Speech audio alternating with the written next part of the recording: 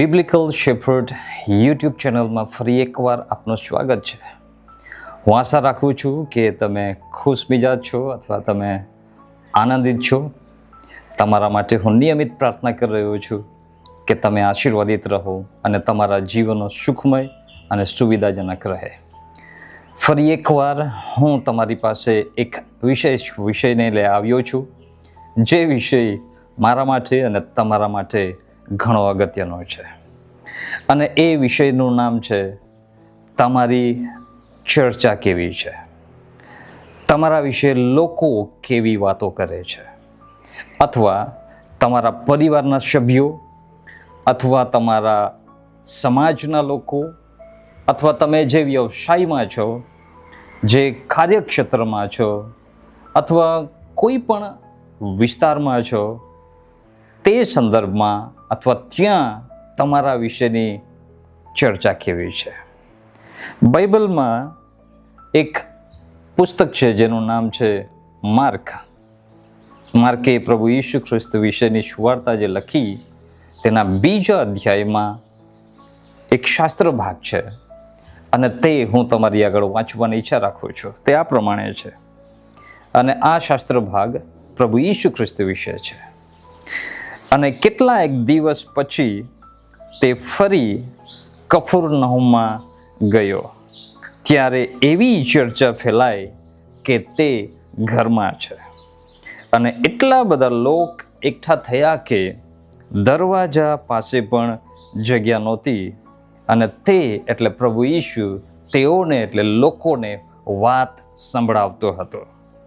વાતને બદલે તમે વચન સંભળાવતો હતો એવું પણ સમજી શકો છો. આ શાસ્ત્ર ભાગ મને બહુ અગત્યનો લાગે છે, અને આમાંથી મેં ઘણીવાર પ્રચાર કર્યો છે, અથવા લોકો સાથે વાતચીત કરતી વખતે આ શાસ્ત્ર ભાગનો મેં ઉપયોગ કર્યો છે. આ શાસ્ત્ર ભાગ મને ઘણી પ્રેરણા આપે છે, અને આ શાસ્ત્ર ભાગ હું પ્રાર્થનામાં ઉપયોગ કરું છું, એ વચનોનો, અને ઘણા લોકોની સાથે કાઉન્સેલિંગ કરતી વખતે પણ એનો ઉપયોગ કર્યો છે. અહીં જે ઘટના બની હતી તેમાં પ્રભુ ઈસુ ખ્રિસ્ત તેમના વતન અથવા તેમના સેવા ક્ષેત્ર જેનું નામ છે કફરનહૂમ, ત્યાં મુલાકાતે જાય છે. અને પછી શાસ્ત્ર ભાગ તેમના વિશે આ પ્રમાણે લખે છે, અને તે છે, ત્યારે એવી ચર્ચા ફેલાય કે તે ઘરમાં છે. હવે આ શબ્દોને પકડીને હું તમને જે વાત કહેવાની ઈચ્છા રાખું છું તે આ છે કે ચર્ચા શું ફેલાઈ હતી કે તે ઘરમાં છે. તમારા ઘર વિશે કેવી ચર્ચા ચાલે છે, તમારા પરિવાર વિશે કેવી ચર્ચા ચાલે છે, એ બહુ અગત્યનો છે. અથવા બીજી રીતે સવાલ પૂછીએ, તમારું ઘર અથવા તમારું પરિવાર કઈ બાબતને લીધે અથવા કોના લીધે ચર્ચામાં હોય છે. આજનો મારો વિષય જે મેં જણાવ્યું છે તેમ તમારા વિશેની ચર્ચા કેવી છે. ચર્ચા જો ના સમજાતું હોય તો લોકો તમારા વિશે કઈ વાત કરે છે, અથવા તો કેવી વાતો કરે છે. બહુ અગત્યનો છે આ વિષય, કેમ કે ચર્ચા કોઈ ને કોઈ વિષયે મારા કે તમારા વિશે ચાલતી હોય છે. કોઈ પણ વિષયમાં મિત્ર વાતો કરતા હોય, કે પછી સગાઓ વાતચીત કરતા હોય, કે જો તમે વિદ્યાર્થી છો તો વિદ્યાર્થી વર્તુળ તમારી સાથે જે ભણે છે તે લોકો, કે પછી કોઈ ને કોઈ પ્રકારે મારા કે તમારા વિશે લોકો વાતચીત કરતા હોય છે. અમુક વખતે તમારા વિશે મારા વિશે સારી વાતો બોલતા હોય છે, આપણા સારા ઉદાહરણો ઉપયોગ કરવામાં આવતા હોય છે, અને અમુક વખતે ન ગમે એવા અથવા અનુચિત ઉદાહરણોનો ઉપયોગ પણ કરવામાં આવે છે.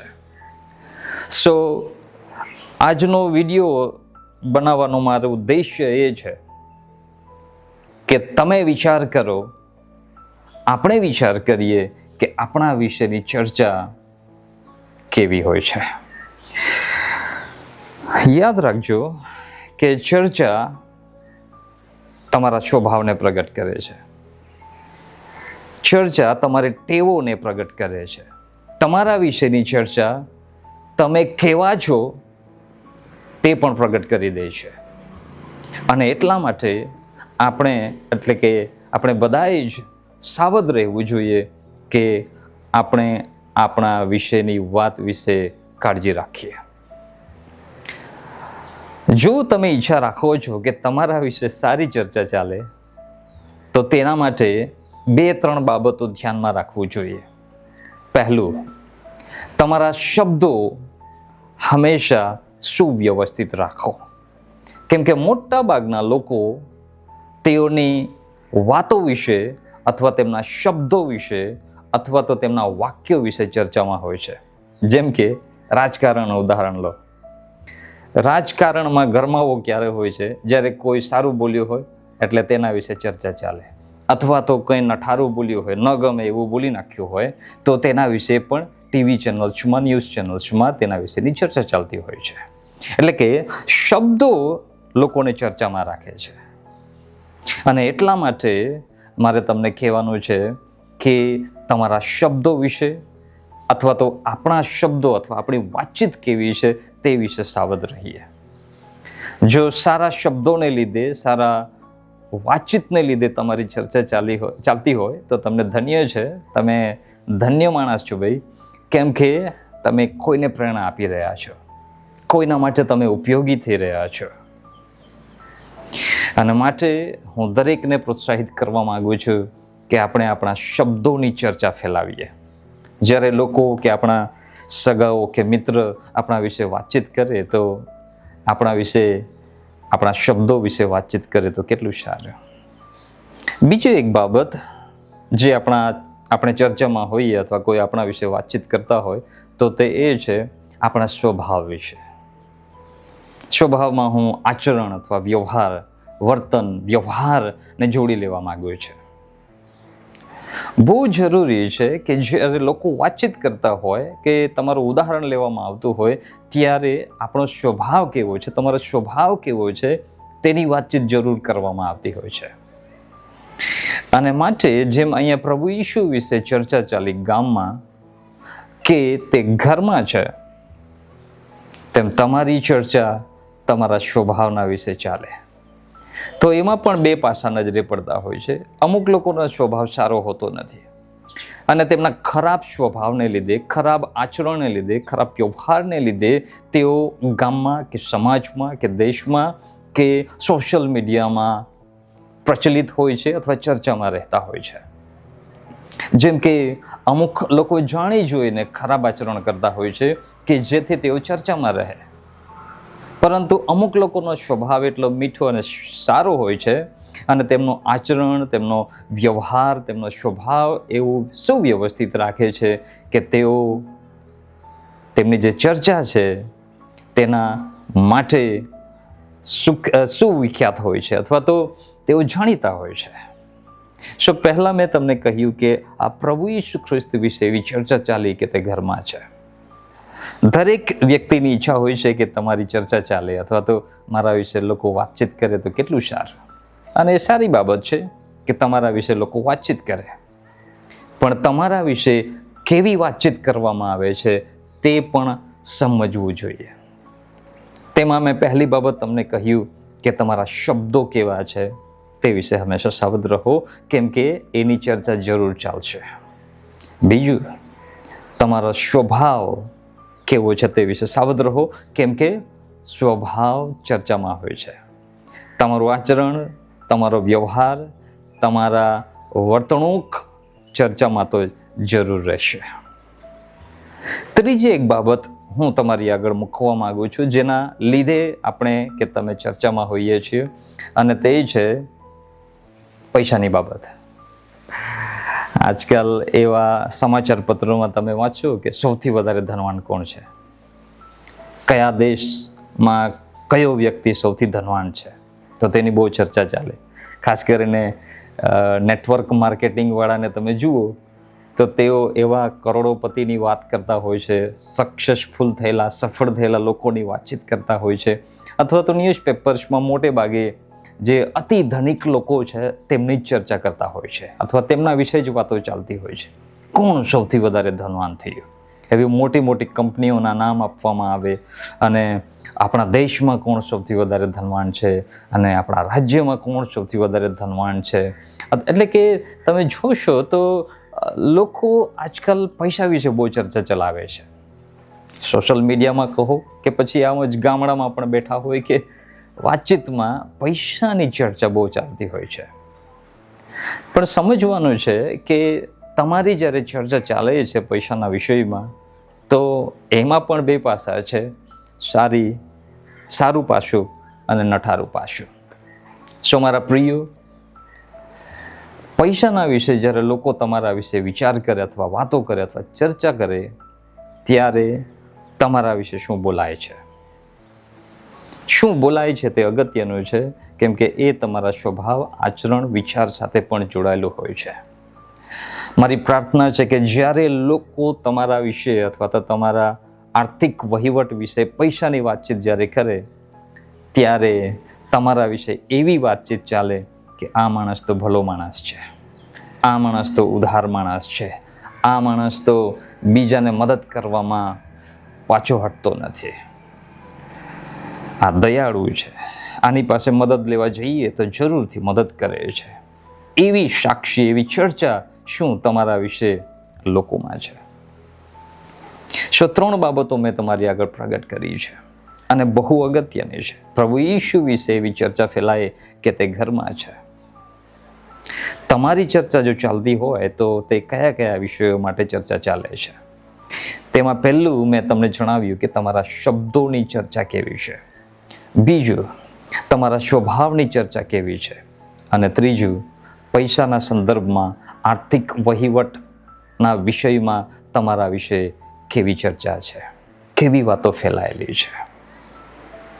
હવે જ્યારે આ વિડીયોને ક્લોઝિંગ કરવાની ઈચ્છા અમે રાખીએ છીએ, ત્યારે એક અગત્યની બાબત બોલવાની હું ઈચ્છા રાખું છું. અને એ બાબત છે કે તમારી ચર્ચા કયા વિષયને લીધે ચાલે એવી તમારી ઈચ્છા છે, અથવા કોના લીધે તમારી ચર્ચા ચાલે એવી તમારી ઈચ્છા છે. કેટલાક લોકો અશ્લીલ વિડીયો બનાવતા હોય છે, જેમ કે યુટ્યુબમાં ઘણા બધા એવા વિડીયોઝ આવતા હોય છે, અથવા તો અશ્લીલ ફોટો પાડતા હોય છે, વિડીયો બનાવતા હોય છે અને એવી વાતો પણ બોલી દેતા હોય છે. પણ તેઓ એવું કેમ કરે છે? તેમનો ઇન્ટેન્શન, તેમનો ઈરાદો હોય છે ચર્ચામાં રહેવા માટે. બોલિવૂડ અથવા હોલિવૂડની વાત કરો તો એકદમ અશ્લીલ શબ્દો બોલી નાખીએ, અથવા તો એવા કપડાં પહેરીને બહાર નીકળે જે તરત ફોટોગ્રાફરો ફોટો પાડવા પહોંચી જાય છે. ખબર નહીં ક્યાંથી પહોંચી જાય છે એ લોકો, પણ પહોંચી જાય છે અને ન્યૂઝ ચેનલોમાં નાખી દે છે, અથવા તો તેમની ચેનલોમાં નાખી દે છે, અથવા તો ન્યૂઝપેપરમાં તમે એવા ફોટા જોઈ શકો છો. પણ એવા કપડાં કેમ પહેરે છે લોકો? ચર્ચામાં રહેવા માટે. અથવા એવી વાતો કેમ બોલી નાખે છે? ચર્ચામાં રહેવા માટે. કોઈને કોઈ વ્યક્તિ કોઈને કોઈ વિષય માટે ચર્ચામાં રહેવા માંગે છે. તો હવે મારો એક સવાલ છે, તમે કોના લીધે અને કયા વિષયને લીધે ચર્ચામાં રહેવા માંગો છો? અહીં એક ઘર ચર્ચામાં છે, પણ એ ઘર એટલા માટે ચર્ચામાં હતું, એ પરિવાર એટલા માટે ચર્ચામાં હતું કેમ કે ત્યાં પ્રભુ ઈસુ આવ્યા હતા અને પ્રભુ ઈસુ ત્યાં વચન સંભળાવી રહ્યા હતા અને પ્રભુ ઈસુ ખ્રિસ્તની ઉપસ્થિતિ તે ઘરમાં હતી. 3 બાબતો છે. ત્યાં પ્રભુ ઈસુ હતા, પ્રભુ ઈસુ ત્યાં વાત સંભળાવી રહ્યા હતા, અથવા પ્રભુ ઈસુ ખ્રિસ્તને ત્યાં સ્થાન આપવામાં આવ્યું હતું.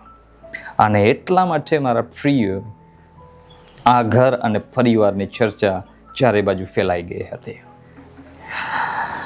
મારી પ્રાર્થના એ છે કે જો તમારી ચર્ચા ચાલે તો પ્રભુ ઈશુને લીધે તમારી ચર્ચા ચાલે. પ્રભુ ઈશુ ત્યાં વચન સંભળાવી રહ્યા હતા, એટલે કે વચનોને લીધે તમારી ચર્ચા ચાલે. તમે આજ્ઞાગીન છો, તમે ઈશ્વર ભક્ત માણસ છો, તેના લીધે તમારી ચર્ચા ચાલે તો કેટલું સારું. અને તે ચર્ચા સાંભળીને અનેક લોકો તે ઘરમાં આવ્યા હતા અને અનેક લોકો પ્રભુ ઈશુને મળીને, પ્રભુ ઈશુના વચનો સાંભળીને અને પ્રભુ પાસેથી સાજાપણું પ્રાપ્ત કરીને તેઓ પોતાના ઘરે ગયા હતા. એક એવી ચર્ચા ફેલાય કે તે એટલે કે ઈશુ ઘરમાં છે. અને તે ચર્ચા નિષ્ફળ ગઈ નહીં. અનેક લોકો ત્યાં આવ્યા, પરંતુ જેવી ચર્ચા ફેલાઈ હતી તેવું સારું અને ઉત્તમ પરિણામ આ લોકોને પ્રાપ્ત થયું. તેમને પાપની માફી મળી, તેઓને ઈશ્વર વિશેનું જ્ઞાન પ્રાપ્ત થયું, પ્રભુ ઈસુ ખ્રિસ્ત સાથેની મુલાકાત થઈ. અને અંતિમ ઘટના જ્યારે ઘટે છે, એક પક્ષઘાતી માણસને સાજો કરવામાં આવે છે, લકવાગ્રસ્ત માણસને સાજો કરવામાં આવે છે, ત્યારે લોકો બોલે છે, આવું અમે કદી પહેલાં જોયું નથી. અને એમ કરીને તેઓ દેવની સ્તુતિ કરતા પોતાના ઘર તરફ પાછા ફર્યા. બસ મારે એટલું જ કહેવાનું છે, જો તમારા વિશે સારી ચર્ચા ચાલે છે તો તે ચર્ચા પ્રમાણે, તે વાતચીત પ્રમાણે જો લોકો તમને મળવા આવે અથવા તો લોકો તમને મળે, ત્યારે શું તેઓ નિરાશ થશે કે તેના કરતાં વધારે ઉત્તમ પરિણામ આવશે? હું આશા રાખું છું કે આ વાતો થકી તમે આશીર્વાદિત થશો. એટલું જ નહીં, તમારા વિશે કેવી ચર્ચા ફેલાશે અથવા તમારી ચર્ચા જે ચાલે છે તેમાં સુધારો કરવા માટે તમે કોશિશ કરશો.